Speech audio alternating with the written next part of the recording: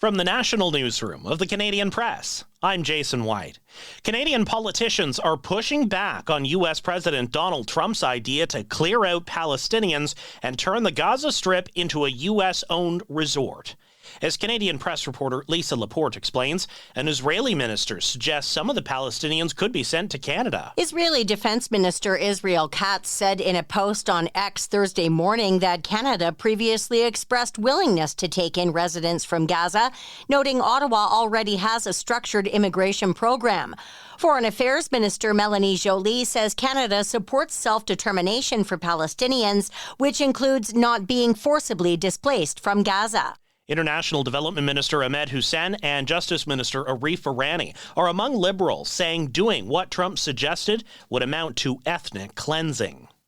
Prime Minister Justin Trudeau is recruiting the mayors of Canada's largest cities to the fight against U.S. tariffs. Trudeau spoke at today's Big City Mayors Conference in Ottawa. You are the ones who decide whether your lucrative procurement contract goes to a firm in Moose Jaw or Montana. You are the ones who put local diplomacy in action, making it clear that Canada is a friend and an ally, and that tariffs would harm American cities. U.S. President Donald Trump put 25% tariffs on pause this week after a deal was reached at the 11th hour. Energy Minister Jonathan Wilkinson says Ottawa and the provinces should talk about an oil pipeline to eastern Canada. Wilkinson says Canada's vulnerable, exporting so much of its oil to the United States.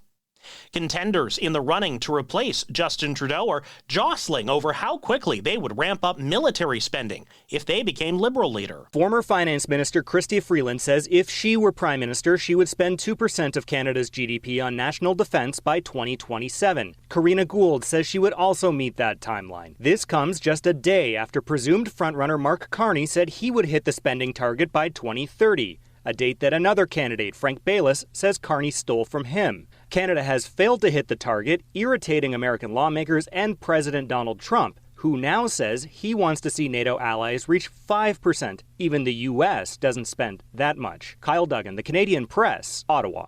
Heritage Minister Pascale St-Onge will add Tourism Minister to her job description. Soraya Martinez-Ferrada resigned to pursue the job of Mayor of Montreal. Scientists say they have cracked the code for boiling the perfect egg, but it takes a bit of time. The scientists say to get a velvety yolk and a soft, solid white, transfer the eggs every 2 minutes between boiling water and lukewarm water. Do that for a total of 32 minutes before cooling them under running water, and scientists say you will get the perfect egg. This is the Canadian Press. In sports, tonight's NHL action sees the Ottawa Senators visit the Tampa Bay Lightning. The Toronto Maple Leafs continue a western road swing in Seattle, while the Calgary Flames visit Colorado, and the Vancouver Canucks are in San Jose. The CFL has slapped American defensive lineman Sean Lemon with another 2-game suspension for violating its drug policy. Lemon's latest suspension follows a positive test for phentermine, an appetite suppressant. Canada basketball is looking for a new coach for its senior men's team. Jordi Fernandez wants to balance his work and family life.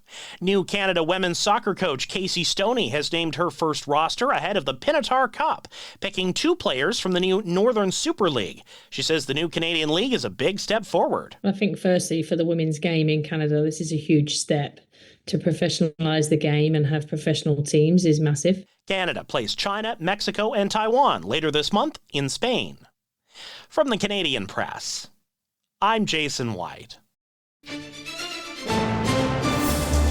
Thanks for listening. Don't forget to follow and subscribe. For more of today's top stories, visit thecanadianpressnews.ca.